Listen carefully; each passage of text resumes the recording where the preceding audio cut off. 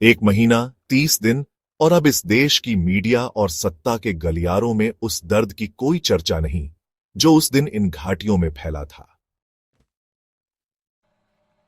इस वीडियो को अंत तक देखिए। यह उन लोगों के लिए है जिन्हें हमने खो दिया और उन सवालों के लिए जिन्हें हम भूलते जा रहे हैं।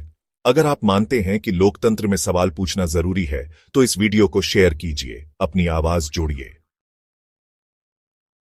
पहलगाम के आतंकी हमले को 1 महीना हो गया है।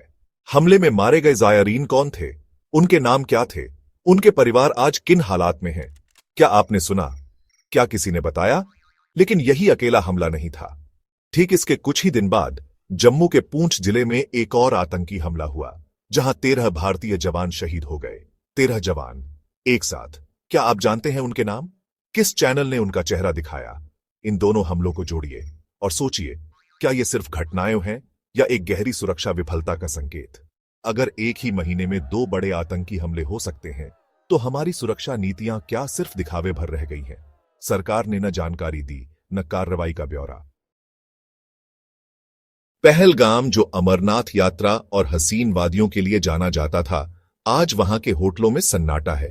गाइड्स, टैक्सी ड्राइवर, दुकानदार, सबकी आमदनी ठप पड़ी है। हमारे होटल में पहले हर दिन बुकिंग हुआ करती थी, अब हफ्तों कोई पूछने नहीं आता। यह कहना है एक होटल मालिक का। कश्मीर के पर्यटन पर इस हमले का असर साफ दिख रहा है। कुछ ही महीने पहले सरकार ने बताया था कि कश्मीर में टूरिज्म रिकॉर्ड तोड़ रहा है, लेकिन अब पहलगाम के बाजार खाली हैं, होटलों की बुकिंग रद्द हो रही है। सिर्फ जिंदगियां नहीं, रोजगार भी मारे गए हैं। वो आतंकी कहां है? पहलगाम और पूंछ, दोनों हमलों के पीछे कौन? क्या किसी को पकड़ा गया? क्या जवाबी कार्रवाई हुई? न सरकार कुछ कहती है, न मीडिया कुछ दिखाता है।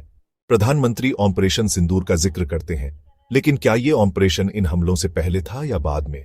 क्या यह सफल रहा अगर इतने बड़े हमले हो गए?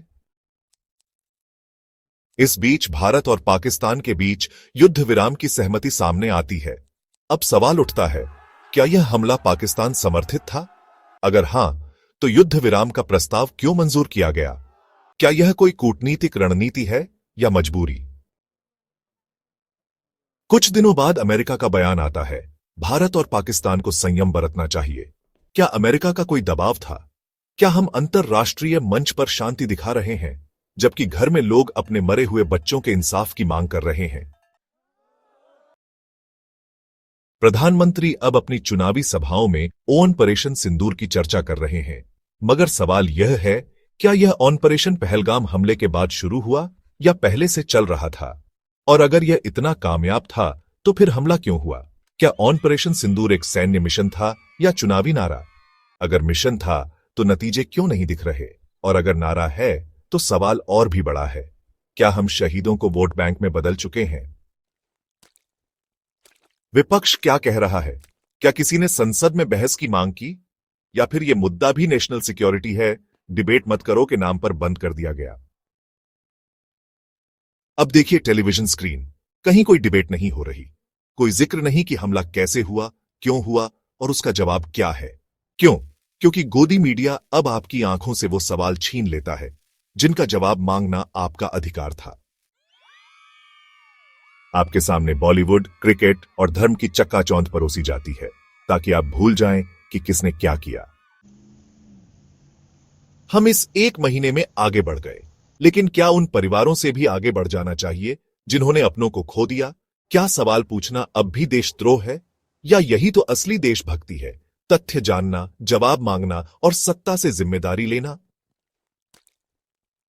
हमले भूल जाने के लिए नहीं होते, इंसाफ मांगने के लिए होते हैं। जो सवाल इस 1 महीने में गायब हो गए, उन्हें वापस लाइए। सोचिए, पूछिए और आवाज उठाइए। उन 13 जवानों की याद में, उन जायरीनों की याद में हम खामोश नहीं रह सकते। कमेंट कीजिए, क्या आप भी इन सवालों के जवाब चाहते हैं? हम अकेले नहीं हैं। जब आप बोलते हैं तब लोकतंत्र जिंदा होता है।